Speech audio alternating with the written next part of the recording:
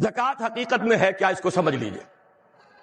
زکوٰۃ کے اعتبار سے بھی شریعت اسلامی کی روح سے مال جو ہے وہ دو قسم کا ہے۔ جیسے زمین میں نے عرض کیا دو قسم کی، خراجی عشری، ایسے ہی مال باطنی، اموال باطنی، اموال ظاہری۔ کسی شخص نے گھر میں کچھ پیسہ رکھا ہوا پس انداز کر کے، یہ اموال باطنی ہے۔ کسی نے زیور رکھا ہوا ہے، چلیے سونے کی ڈلی رکھ لی ہے کسی نے، کسی برے وقت کے لیے، پتہ نہیں نوٹ جو ہیں وہ تو دھیلے کے رہ جائیں، جیسے کویتی دینار ہو گیا تھا، کہیں ایسی آفت نہ آ جائے کوئی تھوڑا سا سونا لے کر رکھ لو۔ یہ جو گھر میں چھپا ہوا مال ہے یہ اموال باطنی ہے، ان کی زکوٰۃ اسلامی ریاست نظام خلافت زبردستی نہیں لیتی، ورنہ تو گھر گھر جا کے جامع تلاشی کرنی پڑے گی، ٹرنک کھولنے ہوں گے، تکیے ادھیڑ کر دیکھنے ہوں گے کہیں کچھ رکھا ہوا تو نہیں ہے۔ اسلام کا نظام فطرت ہے۔ اموال باطنہ میں آپ کو آزادی ہے، زکوٰۃ دیں جسے چاہے دے دیں، آپ کا اور اپنے رب کا معاملہ ہے، وہاں حساب جا کے دے دیجیے گا۔ اموال ظاہری کی زکوٰۃ جبرن لی جائے گی۔ وہ کیا ہے؟ یہ مال ہے جو دکانوں میں ہے، اموال تجارت، یہ فیکٹریاں ہیں جن میں فنشڈ پروڈکٹ بھی ہے، خام مال بھی ہے، یہ بھیڑ بکریوں کے گلے ہیں، ہزار ہزار بھیڑیں اور ہزار ہزار بکریاں، اونٹوں کی قطاریں، یہ ہے جو ظاہر مال ہے، سامنے ہے، کہاں چھپا کر لے جائیں گے؟ گودام بھی ہے تو وہ گھر تو نہیں ہے، گودام کی تلاشی ہو سکتی ہے، دکان کا حساب لگایا جا سکتا ہے۔ فیکٹری کے اندر اس کی زمین، اس کی مشین، اس کے ٹولز ایگزمپٹ، اس پر زکوٰۃ نہیں ہے۔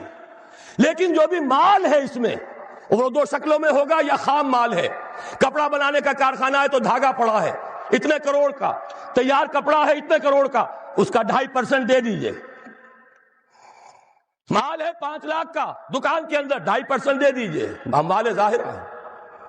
اور اس میں اس سے کوئی غرض نہیں کہ سال بھر میں آپ نے کچھ کمایا کہ گوایا، جب تک آپ نصاب کی حد سے اوپر ہیں، چاہے آپ کا اس سال میں آدھا مال گیا، 10 لاکھ کی مالیت تھی، اب آپ 5 لاکھ کے ہیں، لیکن 5 لاکھ پر بھی آپ کو 2.5% دینا ہے، چاہے کمایا ہو چاہے گوایا ہو۔ اور یہ ٹوٹل پر ہے، کسی اکاؤنٹنٹ کی ضرورت نہیں، جو تاریخ معین ہے جا کر دیکھیے کیا مال پڑا ہوا ہے، 2.5% حساب کر کے دے دیجیے۔ اتنی رقم آئے گی۔ ابھی جو کہہ رہے تھے جنرل صاحب کہ یہ نعرہ بھٹو نے لگایا، یہ بالکل وہی بات ہے جو علامہ اقبال نے فرمائی ہے، مغربی تہذیب میں بھی ایک حصہ حق کا ہے، اگرچہ باطل نے اس کے اوپر پورا غلبہ حاصل کر لیا، لیکن حق کا حصہ اس میں بھی تھا۔ وہ کیا تھا؟ اوہام پر اپنی بات نہ قائم کرو، لا تقف ما لیس لک بہ علم ان السمع والبصر والفؤاد کل اولئک کان عنہ مسئولا۔ علم پر بات کرو، وہم پر نہیں، محض تصورات پر نہیں، محض توہمات پر نہیں، علم پر، موقف تمہارا علم پر قائم ہونا چاہیے۔ یہ بات تھی، انہوں نے لی، توہمات کو ختم کیا، کھول آنکھ، زمین دیکھ، فلک دیکھ، فضا دیکھ، مشرق سے ابھرتے ہوئے سورج کو ذرا دیکھ۔ لہذا سائنس بڑھی، ٹیکنالوجی بڑھی، آئی ان کے ہاں ترقی آئی۔ اسی طرح یہ سمجھ لیجئے روٹی، کپڑا اور مکان کوئی کافرانہ نعرہ نہیں تھا، یہ افراد کا بنیادی حق ہے، اور تاریخ انسانی میں پہلی مرتبہ عمر فاروق نے اس حق کا بیان کیا۔ اگر دجلہ اور فرات کے کنارے ایک کتا بھی بھوکا مر گیا تو عمر قیامت کے دن ذمہ دار ہوگا۔ کون مارکس ہے، کیا پدی اور کیا پتی کا شوربہ، کون کوئی جدید تصورات دینے والے ہوں گے؟ یہ کل کی پیداوار ہے اور آج ختم ہو چکے، آج ان کے چہروں پر کالک بلی جا رہی ہے، آج ان کے مجسمے گرائے جا رہے ہیں۔ عمر فاروق کا فرمان، یہ محمد کے غلام اور ایک ادنا تربیت یافتہ سپاہی کا فرمان ہے، یہ تا قیامت قائم رہے گا۔ ہر شہری کی بنیادی ضروریات کی کفالت ہے جو نظام خلافت کے ذمے ہے۔ اور اس میں تو جیسا کہ میں نے عرض کیا، اس میں تو حضرت عمر نے مسلمان نہیں کہا، صرف مسلمان نہیں، جانوروں تک بات پہنچا دی۔ اس کا مطلب یہ کہ غیر مسلموں کا بھی حق ہے، اس لیے کہ حضرت عمر ہی نے ایک مرتبہ دیکھا تھا، کسی صوبائی دارالحکومت کے دورے پر گئے تھے، کوئی ایک بڈھا غیر مسلم غالباً مجوسی تھا، وہ کچھ خیرات مانگتا پھر رہا تھا، بہت بوڑھا ضعیف۔ وہاں کے عامل سے حضرت عمر نے پوچھا یہ کیا معاملہ ہے، یہ خیرات مانگنے پر کیوں مجبور ہو گیا؟ تو انہوں نے کہا غریب ہے اور اس کے پاس کوئی ذریعہ نہیں ہے. فرمایا یہ بڑا ظلم ہے کہ جب یہ جوان تھا کماتا تھا ہم اسے جزیہ لیتے تھے، اور آج اگر یہ بوڑھا ہو گیا ہے اور اس کا کوئی والی وارث نہیں ہے تو ہم نے اسے سڑکوں کے اوپر بھیک مانگنے کے لیے چھوڑ دیا. اس کا بھی وظیفہ مقرر ہو جائے گا.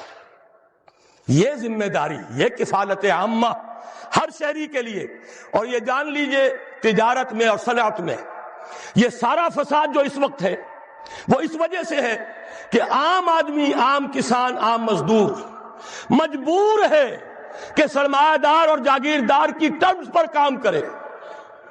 نہ کرے گا تو کیا کرے گا؟ ٹریڈ یونین بنا لیجئے، وہ بھی جیبی ٹریڈ یونین بنا لیں گے، ان کے اپنے ایجنٹ ہوں گے. اب لڑیے، خون کس کا جائے گا؟ مزدور ایک دوسرے سے ٹکرائیں گے، کچھ حاصل نہیں. اسلام نے کیا نظام دیا ہے؟ آپ غریب کو ضمانت دے دیجئے، اگر تمہیں صحیح ویج نہیں مل رہی، تمہیں صحیح مبادلہ نہیں مل رہا اپنی محنت کا، مت کام کرو. تمہیں بھوکا نہیں مرنے دیا جائے گا، تمہاری بنیادی ضروریات کی کفالت ریاست کرے گی. اب ہوئی برابر کی چوٹ. اگر کارخانے دار کہہ سکتا ہے کہ اگر آپ کو یہ چیز منظور ہے کام کیجئے ورنہ جائیے، سب مزدور چلے جائیں گے، میں لاک اپ کر دوں گا، کارخانہ بند کر دوں گا. لیکن یہ کہ مزدور اس وقت یہ نہیں کہہ سکتا. وہ تو کہے گا جناب اسی تنخواہ پر کام کروں گا، اس لیے کہ ایک دن کام نہ کرے شاید بچ جائے، 2 دن کام نہ کرے بچ جائے، تیسرے دن فاقہ آئے گا، اس کے پاس کھانے کو نہیں ہے. لیکن اگر معلوم ہو میری ریاست خلافت اللہ فی الارض، وہ ضامن ہے، وہ رب العالمین ہے، اور اسی کی رب العالمینی کا یہ مظہر ہے نظام خلافت. رحمت للعالمین کا سب سے بڑا مظہر محمد رسول اللہ کی یہ نظام خلافت، یہ ضامن ہے، یہ مجھے بھوکا نہیں مرنے دے گا، یہ میرے بچوں کے لیے کوئی نہ کوئی چھت ضرور فراہم کرے گا. تو پھر اس کے پاس بھی بارگیننگ پاور ہے، وہ بھی قدم جما کر بات کرے گا کہ جناب یہ بیچ دیتے ہیں تو کام کروں گا ورنہ نہیں کروں گا. یہ ہے جو آسان ترین حل ہے. باقی یہ کہ جبر کیا تھا روس نے، اس کا حشر دیکھ لیا. اور سرمایہ دارانہ نظام اس وقت تو بڑا خوش ہے، اس کے ڈنکے بج رہے ہیں، اس کی فتح ہو گئی. سب سے بڑا دشمن سرنگو ہے، وہ تو سجدہ کیے ہوئے ہے. لیکن یہ کہ واقعہ یہ ہے سرمایہ دارانہ نظام کے اندر جو کنٹرڈکشنز ہیں، جو تضادات ہیں، اب وہ ظاہر ہوں گے. جب باہر مقابلہ تھا اندر کی لڑائی ختم تھی، اب اندر سے فساد ابھرے گا، اندر سے ایکسپلوژن ہوں گے. یہ غیر فطری نظام، یہ غیر انسانی نظام، یہ غیر معقول نظام ختم ہو کر رہے گا. کاش کہ اس کی جگہ صحیح، معتدل، متوازن، عادلانہ نظام خلافت، اس کا کوئی نمونہ ہم دنیا کے سامنے پیش کر دیں. اس وقت پوری دنیا کی طرف ہماری ذمہ داری ہے. ساری نوع انسانی کے ہم مقروض ہیں کہ ہمارے پاس ہدایت ہے، لیکن ہم اس پر خزانے کا سانپ بن کر بیٹھے ہوئے ہیں، نہ خود عمل کرتے ہیں نہ دوسروں کے سامنے نمونہ پیش کرتے ہیں.